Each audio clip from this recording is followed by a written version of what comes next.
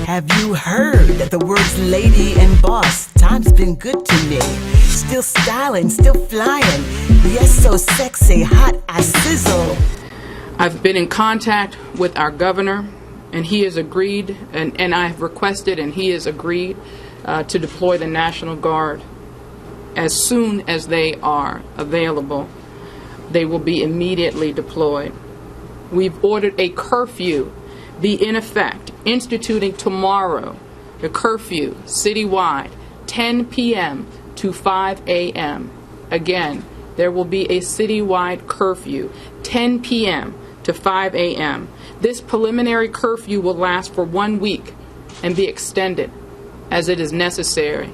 Let me be clear, we already operate under a juvenile curfew, and those young people who are 14 and under have a 9 p.m. curfew because it is a school night. Over 14 is 10 p.m. That is tonight and every school night.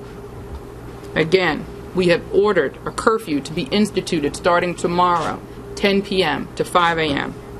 And we've also activated the Emergency Operation Center to be available to have a administration-wide response to the incidents as they occur.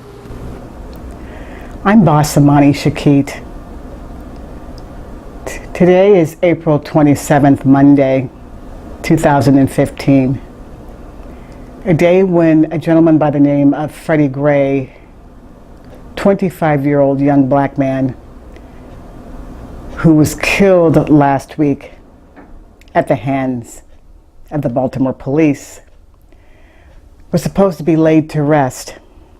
A day when his family was supposed to mourn him in peace and to say their final goodbyes.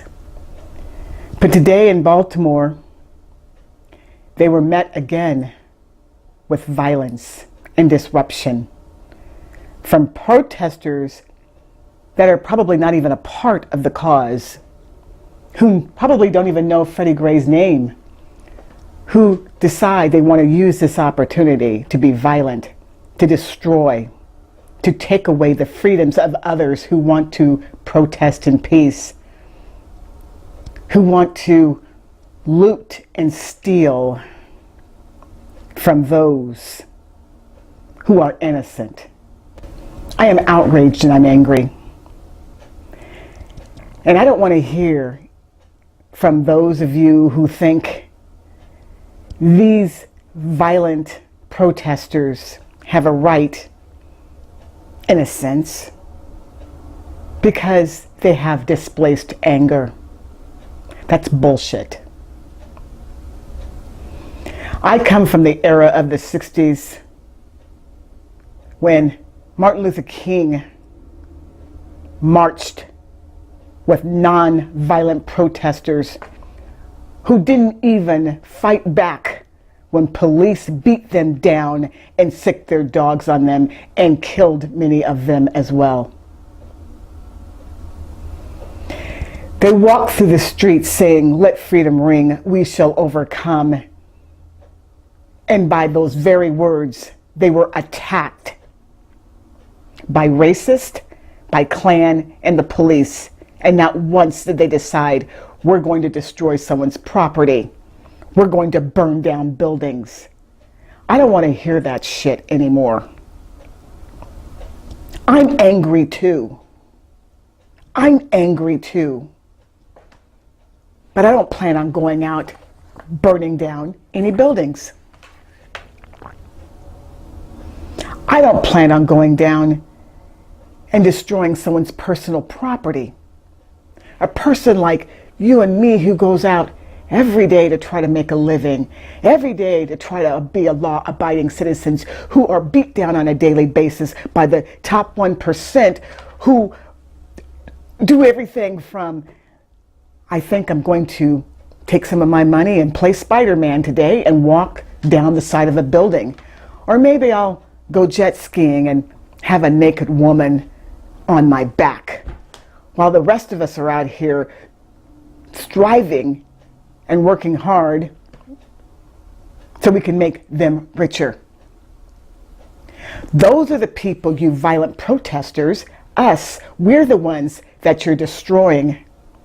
We're the innocent bystanders that are being tormented by you because all you give a damn about is you.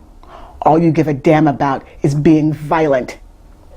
Your displaced anger has no right to infringe upon my freedom.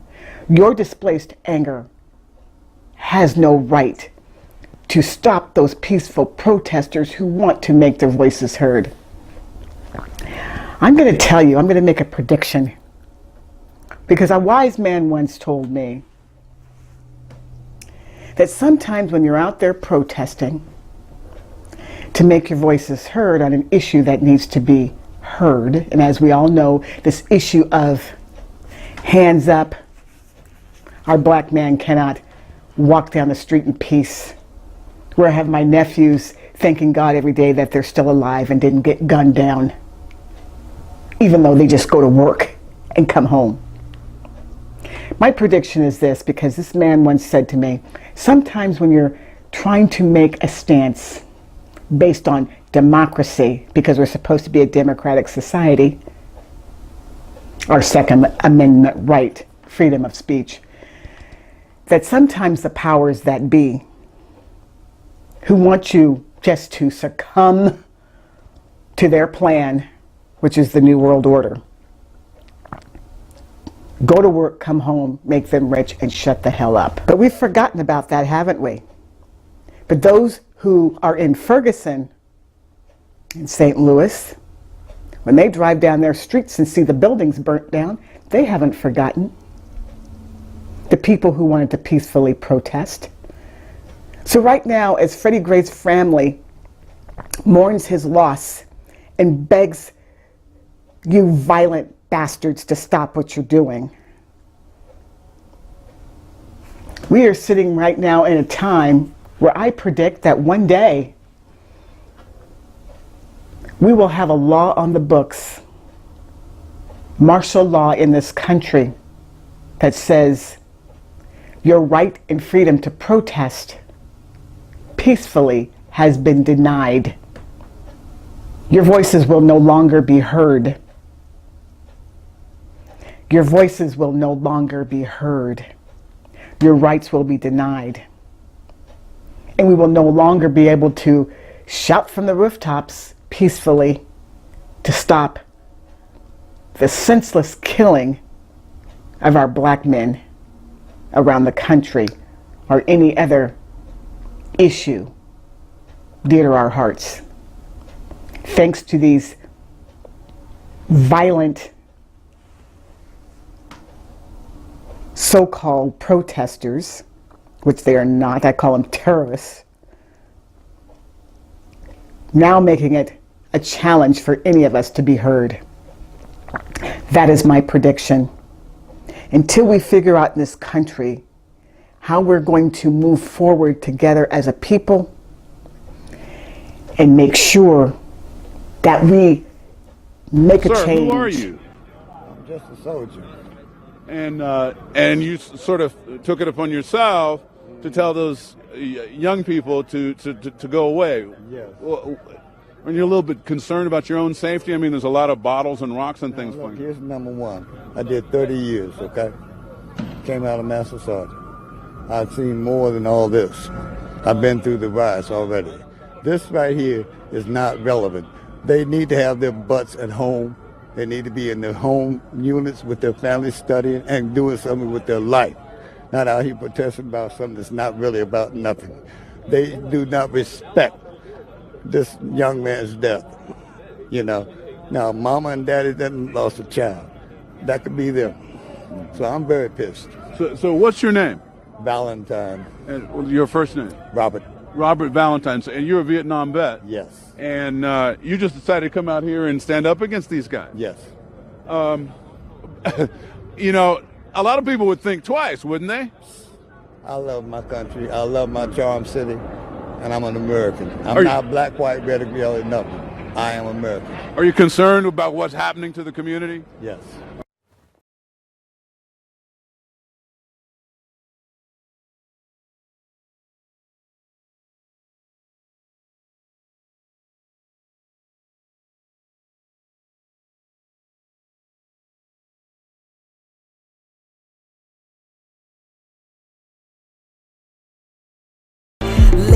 Boss is more than just a name. I am the way.